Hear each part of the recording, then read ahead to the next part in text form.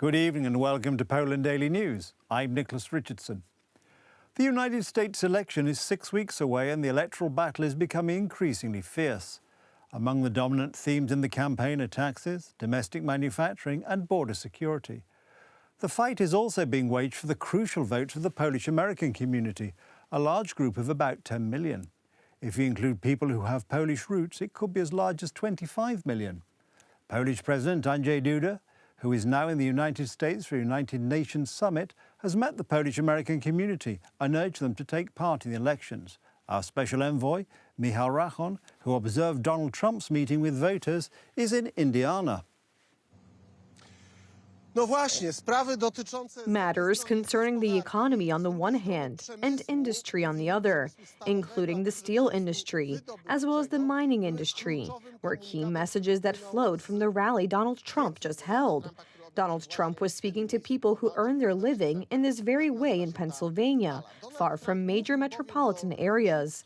A large part of the people who attended the rally were those who set up their businesses here and do work in these very industries, and they also consist of people with Polish backgrounds.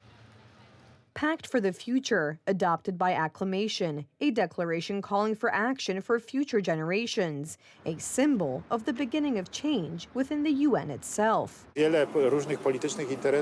Many different political interests intertwine and often collide. Consequently, reforming such an organization is not easy. Among other things, this Summit for the Future serves to show these perspectives of expected developments in the world for the future and how the United Nations should prepare and respond. The Polish president took part in the session of the Summit for the Future. Meanwhile, Andrzej Duda is meeting with Polish Americans, emphasizing their role in building American policy, extremely important for Poland today. If Poles, the Polish Americans, are to count, if American politicians of great stature are to pay attention to Poles and consider their opinion, they will do it only if Poles vote in large numbers. The Polish-American vote in the November elections in the United States matters a great deal. As commentators point out, there have been times when they have influenced who is in the White House. In 2016, when Trump won both Pennsylvania and Wisconsin, and indeed, if we looked at the analysis, county by county, the Polish vote clearly in 2016 helped Trump a great deal in claiming victory. And the election campaign is already in the final straight. The battle for the ones who haven't decided yet is underway. They're going to let the Japanese buy it? I wouldn't let it happen. I'd help them so they can make the steel company good again. This was the biggest company in the world, the strongest company, had the biggest reputation. It represented our country, and now we're selling it to the Japanese. Trump is betting on rebuilding domestic manufacturing. Regulating the export and import market, mainly from China, is supposed to help with this. This topic for Democrats is a touchy one. It is enough to say that Kamala Harris is yet to announce her economic plan. I'm going to be giving a speech this week that is really to outline my vision for the economy. As you've heard me talk about, I believe in what we can create in terms of opportunity for the American people as they did an opportunity economy. Democrats refer to Poland mainly in the context of international power plays, primarily in the context of the war in Ukraine. Kamala Harris mentioned Poland when attacking Donald Trump during the last debate. And why don't you tell the 800,000 Polish Americans right here in Pennsylvania how quickly you would give up for the sake of favor and what you think is a friendship with what is known to be a dictator who would eat you for lunch. Donald Trump, on the other hand, has repeatedly referred to Polish Americans and even Polish values. This was also the case during his visit to Poland. The history of Poland is the history of people who never lost hope, who could not be broken. This was also the case now during the Polish president's visit to Pennsylvania. This is a wonderful day for our amazing Polish-American community. My great friend, Polish President Andrzej Duda, is at the National Shrine of Our Lady of Częstochowa in Doylestown, Pennsylvania, to honor and remember the brave heroes who fought for Poland's independence after World War II. It was the incredible example of Polish heroes throughout history that inspired the final words of my speech to brave Poles on July 6th 2017. So together, let's all fight like the Poles, for family, for freedom, for country, and for God. According to most commentators, this election is expected to be one of the most important in decades. According to some, the strength of the United States may be the only guarantee for controlling the world's growing chaos. According to others, that strength will fuel that chaos. Both sides of the U.S. political scene declare that it is their formula for peace that is better. A powerful Israeli attack on targets in Lebanon left several hundred people dead. Terrorist Hezbollah suffered massive losses in men and equipment. This is not yet a full-scale war, but we are ready for it to defend our citizens, the Israeli army has declared. The conflict, which continues to escalate, threatens a massive war throughout the Middle East. This is the largest Israeli attack on targets in Lebanon since the 2006 war. The country's authorities already report more than 500 deaths. This is how many people we know about so far. Many victims have not yet been identified, and the number is sure to grow. Chaos ensued on the roads toward Lebanon's capital, Beirut. Tens of thousands of people trying to flee for fear of more attacks on Tyre and Sidon, among others, are stuck in gigantic traffic jams. For now, at least, there is no talk of a ground assault on Lebanese areas, as during the 2006 war, but the Israeli army is not ruling it out. I have a message for the people of Lebanon. Israel's war is not with you. It's with Hezbollah. For too long, Hezbollah has been using you as human shields. It placed rockets in your living rooms and missiles in your garage. Those rockets and missiles are aimed directly at our cities, directly at our citizens. Israel is making a big deal of the fact that it is only fighting Hezbollah and its leadership. The deaths of at least a few people from the organization's top leadership have been confirmed. Attacks are being carried out from the air, primarily on regions where the actual control is not the Lebanese army, but precisely Hezbollah, along the border with Israel and in the Bekaa Valley. A few weeks ago, we decided to shift the center of gravity of IDF operations from the southern area to the northern area. And at the top of this issue is the goal to ensure that the residents of the north return home safely. If Israel actually succeeded in destroying the Iranian-sponsored Hezbollah, which informally co-governs Lebanon, the situation could improve, only that the road is still a long way off. Anti-Israeli attitudes among the Muslim section of Lebanese are growing with each airstrike and with each funeral of victims. Israelis are cowards. We are stronger than them with God's help. We will follow our path until the end, whether it comes to pay with our lives, our money, our children, and everything we own. We will fight to the end. Across the border in the Israeli territories, hope prevails for peace and a safe return to homes, regularly shelled by Hezbollah. You know, it's a little problem, but if you follow the rules of the Pekud HaOref, you know, then you're going to be safe. Follow the rules, it saves lives.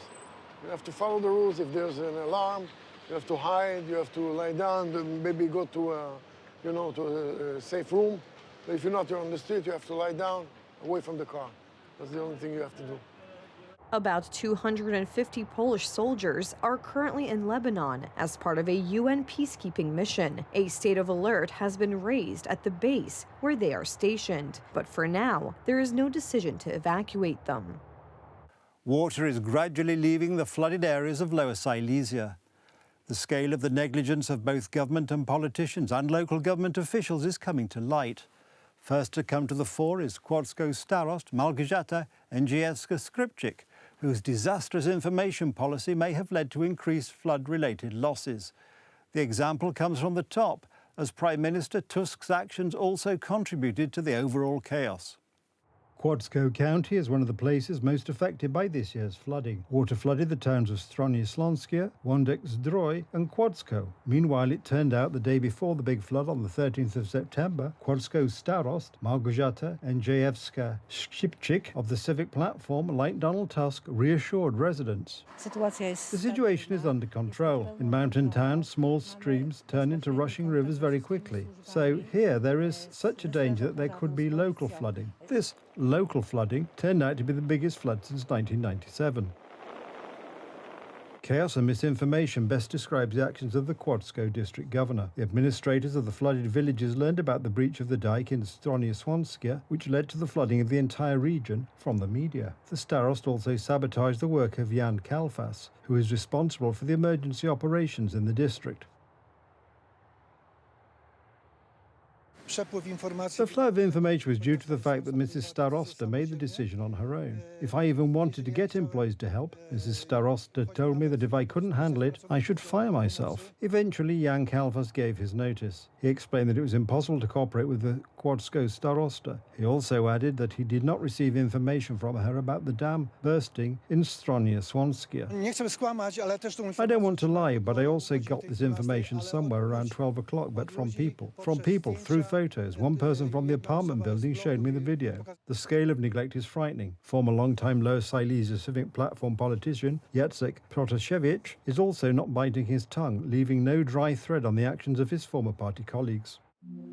Here, about what really went on behind the scenes of the Theatre of Crisis Staff TV in Wrocław. And you should know that the starost of Kłodzko and the Lower Silesia governor and the head of the office of the governor, privately the son of the starost, are from the Kłodzko Civic Platform subordinated to Monika Wielichowska. During Saturday's public emergency briefing, Prime Minister Donald Tusk gave assurances that all those responsible for negligence related to the flooding would be held accountable. I, for one, need to know, if there were signals, how come someone did not make any decisions? The question is whether justice will reach the activists of the Civic Platform. And the question is whether Prime Minister Tusk himself will admit his mistake. He was the one who, the day before the cataclysmic event, had been swaddling the Poles during a press conference. The forecasts are not overly alarming. However, contrary to the Prime Minister's assurances, the forecasts were alarming. Both the Polish Institute of Meteorology and Water Management and the European Commission had been alerting the Prime Minister about possible flooding since the 10th of September. The IMGW accurately predicted which rivers would flood. The authorities did nothing with this knowledge. Explain to me how it is. Is this how the Polish state should act? Is this how it should be, that the IMGW has been simply shouting to Donald Tusk since Tuesday, Mr. Prime Minister, there will be a flood in Poland, and the Prime Minister Donald Tusk seems to have done nothing about it? I don't understand it at all. For those few days, the government could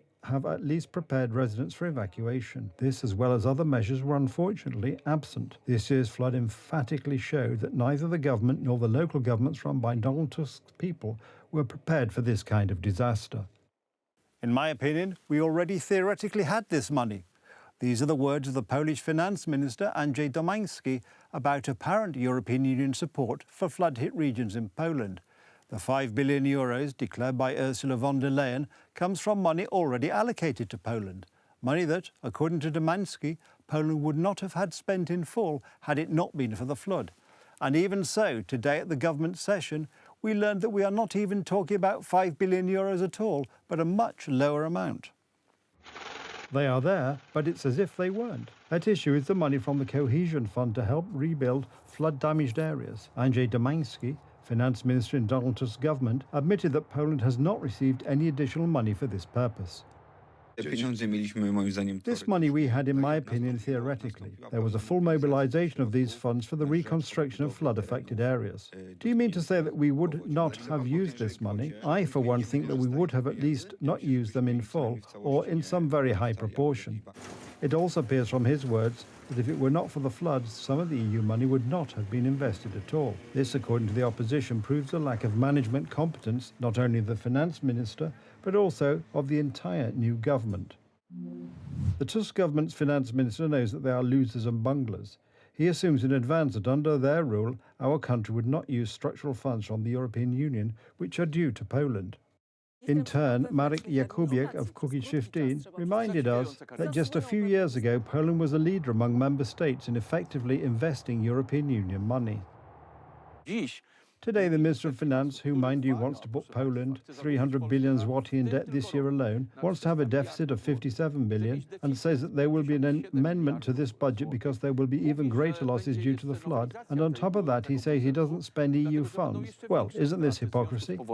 Perhaps. But experts also talk about the trap into which the current ruling coalition has fallen, and which itself has been setting for years for the Law and Justice government. This is the result of the opposition being anti the Law and Justice political party, which demanded constant pressure from the European Union, constant sanctions, constant blocking of funds, which of course makes it incredibly difficult to spend these funds. Last week, during a visit to Poland, the head of the European Commission, Ursula von der Leyen, said that Poland would be able to use 5 billion euros, or about 21 billion zloty, for flood relief. An additional 2 billion zloty have been secured by the government. W tej chwili włącznie ze środkami europejskimi. At the moment, linking with EU funds, we assume that we will be able to mobilise up to 23 billion zloty. This does not mean that we will have to spend all of them. However, this amount is nowhere near the calculations of the Ministry of Funds and Regional Policy of Poland. So far, everything indicates that it will be at least several billion lower. We have conducted a comprehensive review of the cohesion funds. We identify that up to 12 billion zloty can be reallocated for reconstruction and resilience. This is much less than the 5 billion euros, or about 21 billion zloty, declared by Ursula von der Leyen. That's not all. Neither von der Leyen nor Donald Tusk mentioned that in the case of EU funds, this is money that has already been allocated for investment in Poland. We were given money that we already have. It's just that we won't be able to spend it, or we won't spend it on the Lubelskie and Pomorskie voivodeships, and we will spend it on the Silesian voivodeship. So this is, so to speak, giving us what we already have on the basis of a simple transfer. The losses caused by the floods will only be able to be accurately estimated once the water has subsided. For now, the government has announced emergency support for those affected, up to 10,000 zloty and up to 200,000 zloty for the reconstruction of damaged buildings, or a subsidy of 2,000 zloty for the purchase of new cash registers for businessmen. That's the news. Thank you for watching, and from me, have a good night and a better tomorrow.